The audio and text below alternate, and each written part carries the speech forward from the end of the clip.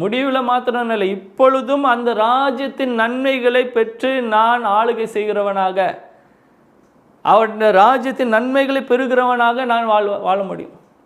அந்த ராஜ்யத்தில் இருந்தால் செழிப்பு உண்டு, சுகம் உண்டு, ஆரோக்கியம் உண்டு, சமாதானம் உண்டு, எல்லா இயற்கையின் சூழ்நிலைகள் மேலே எனக்கு அதிகாரம் இருக்கும்.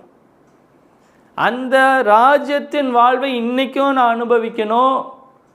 அது தொடர்ந்து நித்தியமான ஒரு வாழ்க்கை இருக்குது, அவரோடு நென்றென்றைக்குமாய் வாழ்கிற வாழ்க்கை இருக்குது. அந்த வாழ்க்கையிலும் பிரவேசிக்கணும்னா இன்றைக்கி நான் இயேசுவை என்னுடைய சொந்த இரட்சகராக ஏற்றுக்கொண்டிருக்கிறேன்னா இல்லையா என்பதை நான் விசுவாசித்து அவரை ஏற்றுக்கொள்கிறவனாக இருக்கேன். It is a personal choice and decision. உங்களுடைய சொந்த தீர்மானமாக இருக்கிறது. அதுக்கான ப்ரூஃப்லாம் இங்கே இருக்குது. நீங்கள் போய் செக் பண்ணி நீங்கள் எடுக்க வேண்டிய முடிவு, மற்றவங்க சொல்கிறாங்கன்னு இல்லை.